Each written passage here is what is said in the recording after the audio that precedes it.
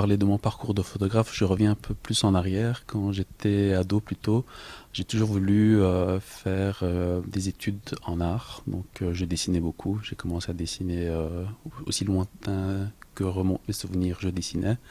Et vers l'âge de 13-14 ans, je voulais quitter le cursus études générales, je dirais, pour faire des études en art. Et là, mon père s'est complètement opposé à cette décision.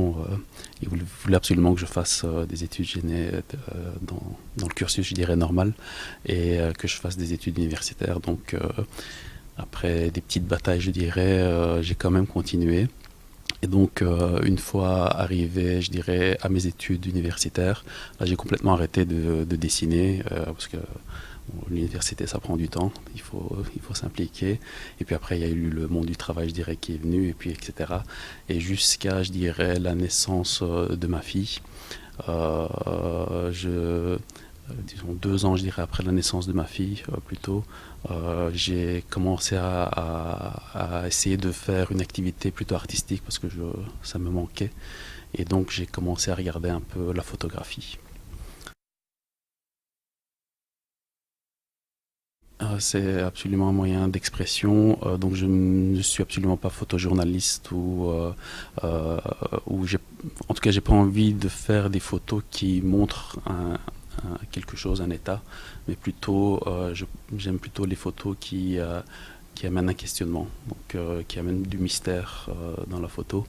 Et donc, c'est dans cette optique-là que je fais la photo.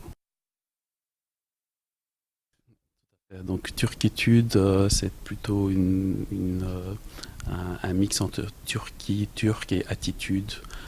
Et je voulais voir et je voulais que mes photos montrent, entre guillemets, la manière d'être des Turcs, de comment ils sont actuellement.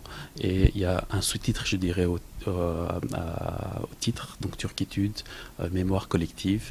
Et dans ce cadre-là, je voulais une série qui raconte, je dirais, la mémoire de tous les Turcs qui sont arrivés ici dans les années 60-65.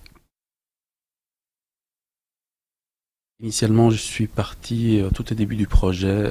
Je voulais aller dans les quartiers turcs, que ce soit à Bruxelles, en Wallonie ou en Flandre. Et petit à petit, j'ai eu besoin d'accéder directement aux gens. Et comme je ne les connais pas à la base, je me suis renseigné via mes parents, via des connaissances pour voir les premières personnes qui sont arrivées en Belgique. Et pendant cette phase de projet où j'étais presque seul, je dirais. Il y a la commune de Schaerbeek, donc l'échevin de la culture, Sadi Koksel, qui a eu entendu parler de ce projet-là. Et lui, il voulait aussi avoir une exposition photo dans le cadre du 50e anniversaire de l'immigration turque. Donc ça correspondait assez bien entre mon projet, je dirais, personnel et une volonté de la commune de Schaerbeek d'avoir cette exposition-là. Et via eux aussi, j'ai réussi à avoir des noms des personnes et des rencontres avec ces personnes-là. Et entre-temps, il y a d'autres événements qui se faisaient via d'autres associations et j'ai eu aussi l'opportunité de voir avec deux journalistes turcs qui faisaient aussi des reportages au sujet du 50e anniversaire turc et comme je ne voulais pas déranger ces personnes-là une deuxième fois, je me suis inséré, je dirais, dans leur parcours aussi. Donc les textes proviennent de ces journalistes-là. Donc moi dans mon activité, je dirais, de photographe, en général je n'aime pas mettre du texte parce que je trouve que la photo devrait, comme je le disais, plutôt questionner donc, et montrer d'elle-même ce que j'ai envie d'exprimer.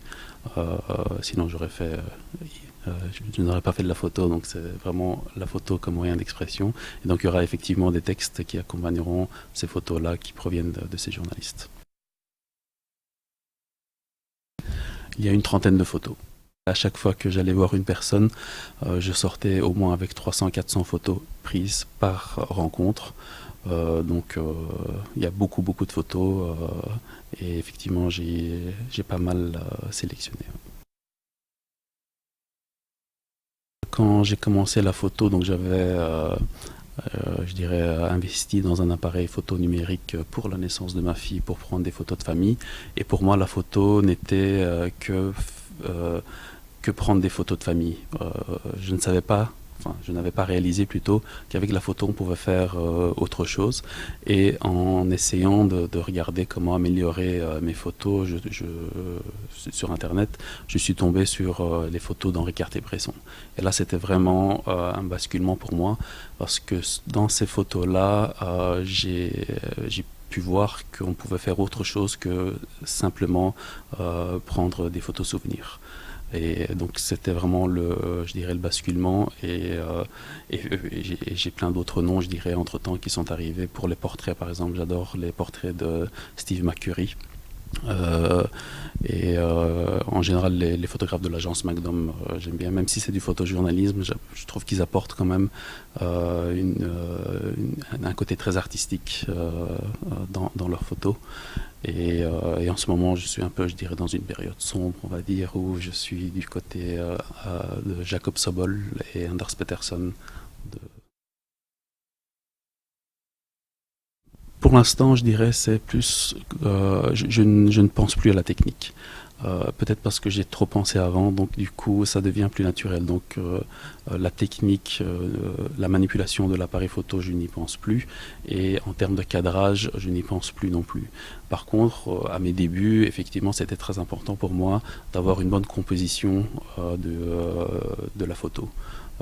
Et puis après, au fur et à mesure de ma pratique, je dirais, ça devient plutôt naturel. Donc quand je prends des photos, je ne pense pratiquement plus à la technique.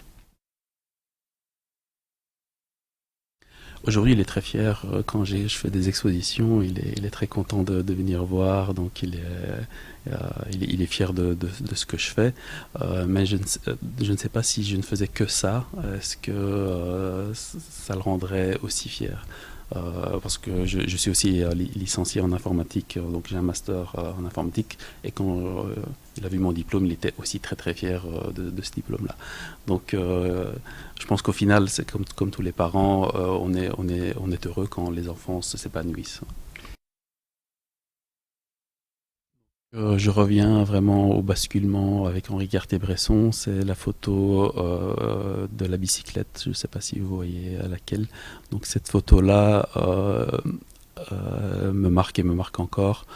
D'un point de vue composition, bon, elle est déjà parfaite. Il est connu pour avoir les compositions parfaites. Mais je trouve que cette photo-là, justement, amène du mystère et un esthétique sur finalement un instant très banal de la vie, où chacun peut avoir, je dirais, sa propre histoire qu'on peut mettre sur cette photo-là. Je n'ai pas vraiment la quête de la photo unique. J'aime plutôt les séries photos. Et comme je disais, ça ne m'intéresse pas de documenter à proprement dit un événement, mais plutôt d'apporter peut-être un sentiment. Donc si je pouvais avoir une série photo qui raconte plutôt un état d'être ou un sentiment, là ce serait bien.